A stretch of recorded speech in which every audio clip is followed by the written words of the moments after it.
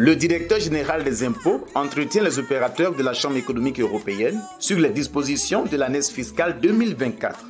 Sur invitation de la Chambre de commerce européenne Eurocham, M. Ouattarassié Abou, directeur général des impôts, a animé un petit déjeuner débat consacré à la présentation des nouvelles mesures contenues dans l'année fiscale 2024. Cette rencontre s'est tenue le jeudi 8 février 2024 au plateau en présence d'une forte délégation de l'administration fiscale ivoirienne et de nombreux opérateurs économiques européens. D'entrée, Dr Delmotte Christian, président de l'Eurocham, a traduit sa reconnaissance au directeur général des impôts pour sa disponibilité et son appui technique. Il a rappelé le but de la rencontre qui permet à ses membres d'appréhender les nouvelles dispositions de l'année fiscale. Selon lui, ce petit déjeuner débat constitue une opportunité d'échange qui renforce le dialogue public-privé. Monsieur le directeur général des impôts, en le remerciant très sincèrement pour sa présence à nos côtés avec une délégation aussi importante. Monsieur le directeur général Aboussié Ouattara nous fait l'honneur tous les ans de venir commenter et nous parler de l'annexe fiscale. C'est toujours avec beaucoup d'amitié, de fraternité qu'il vient. C'est quelqu'un que nous portons vraiment en très grande estime et nous l'en remercions très sincèrement. À sa suite, l'invité principal, M. Ouattarassié Abou, a tenu d'abord à présenter ses vœux de nouvel an. Il a ensuite traduit sa gratitude au président de l'Eurocham ainsi qu'à tous les membres pour leur invitation. Le directeur général s'est félicité de la parfaite collaboration entre la DGI et cette structure qui regroupe plus de 200 entreprises membres issues de grands groupes internationaux, de filiales ou de PME à capitaux européens. Il a enfin souhaité la poursuite et le renforcement de cette collaboration pour la promotion des secteurs privés dynamiques et compétitifs.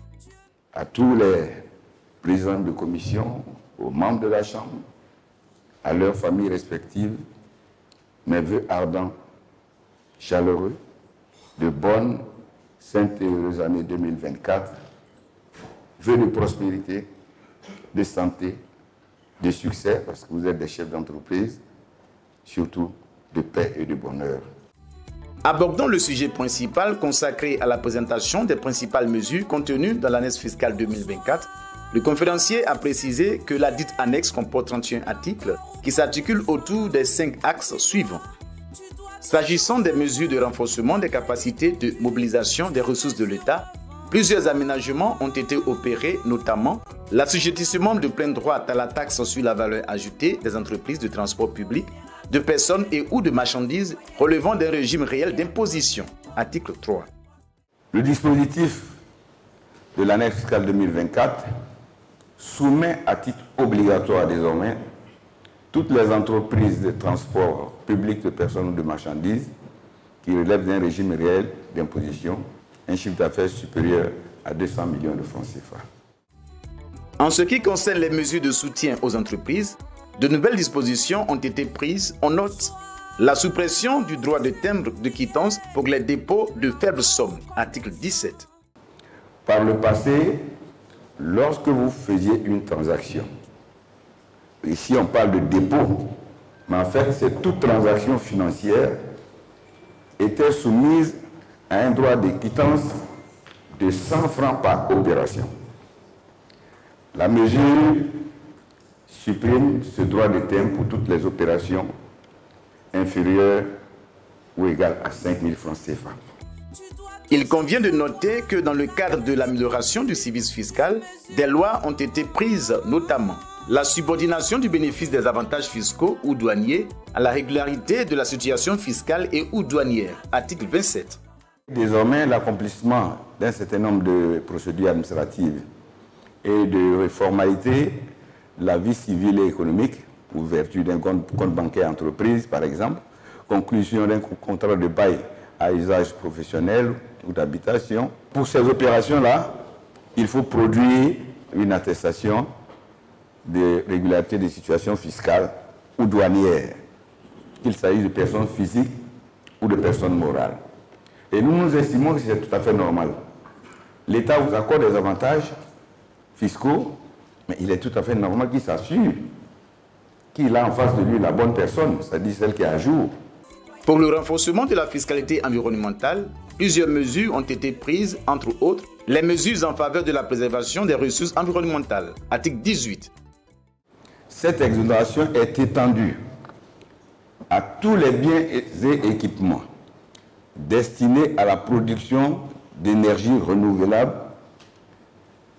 c'est-à-dire qui ne sont pas des énergies fossiles, le but étant de lutter progressivement contre, je dirais, l'installation de l'empreinte carbone, qui n'est pas une question seulement nationale, mais qui touche toute la planète.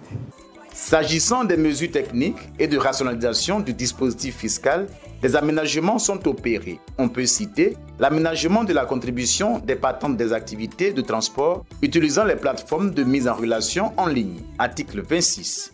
Désormais, les propriétaires de véhicules de transport public de personnes ou de marchandises utilisant des plateformes de mise en relation sont soumises à un prélèvement à la source au taux de 4%.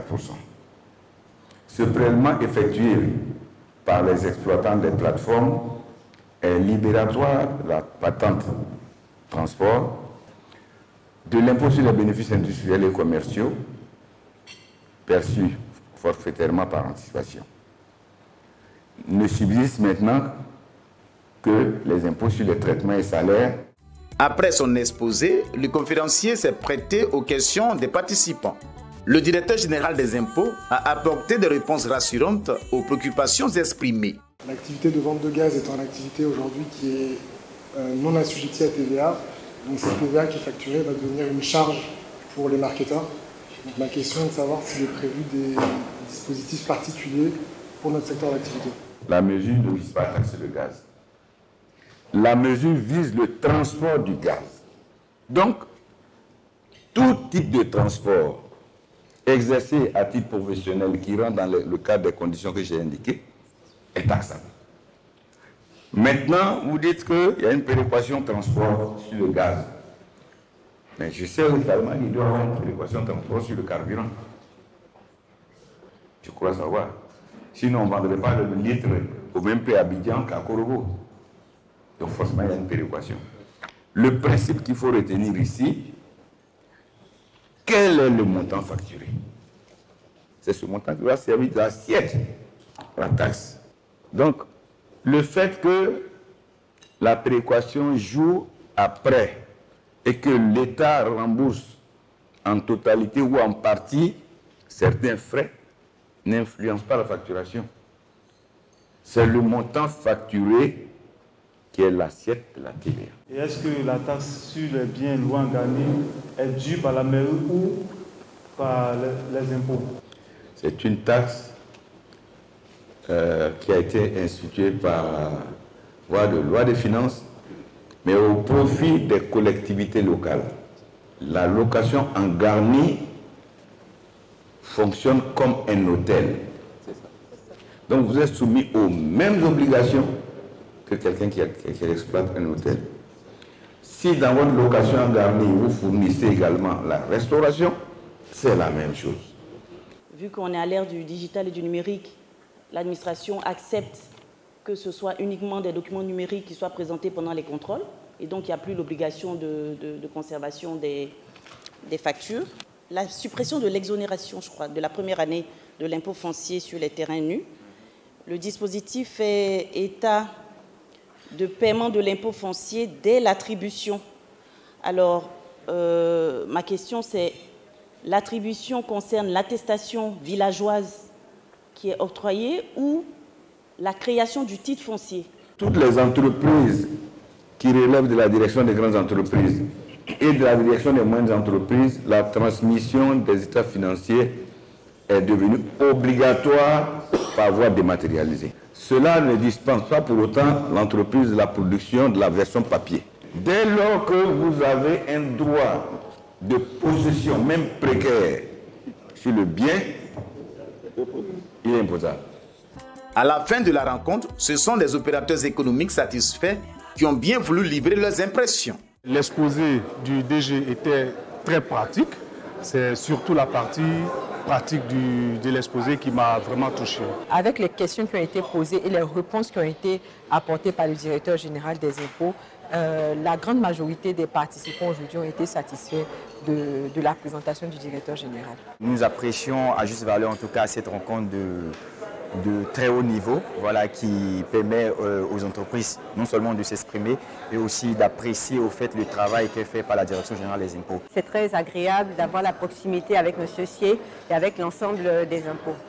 Et du fait d'avoir cette proximité nous a permis déjà dans un premier temps de pouvoir rencontrer les personnes qu'on connaissait sur papier, de les avoir en visu, donc c'est très intéressant. Et ensuite d'avoir un peu plus de détails sur les articles. Il est clair que chaque année, nous avons besoin de clarifier les nouveaux éléments de l'annexe fiscale et nous avons posé de nombreuses questions aujourd'hui qui nous ont permis de comprendre pourquoi ces modifications étaient intervenues et nous constatons que pour grand nombre, c'est des systèmes plutôt de facilitation de l'impôt. On est également conscient que la pression fiscale est censée augmenter afin que la Côte d'Ivoire puisse continuer son développement. Et donc nous mettons bien entendu également au service de la Direction générale des impôts pour être, comme la Eurocham l'a toujours été et ses entreprises, de bons citoyens. Nous restons conscients que la question fiscale n'est pas encore très digeste pour nos concitoyens. Et notre rôle, c'est d'aller vers ces concitoyens, ces chefs d'entreprise, ces salariés, pour expliquer le contenu de l'annexe fiscale, afin que nous ayons la même compréhension des choses. Cela évite des contentieux ultérieurs, à la fois, je dirais, inutiles. Les chefs d'entreprise vivent souvent au quotidien des réalités dont nous n'avons pas connaissance et qui impactent, je dirais, le bon développement de leurs entreprises. Ces échanges-là permettent de lever des écueils, d'apporter des éclaircissements et de prendre en considération les préoccupations du secteur privé. La fiscalité doit être au service du développement des entreprises, accompagner les entreprises et également améliorer le quotidien de nos citoyens. C'est ça le but. Ensemble, cultivons le civisme fiscal.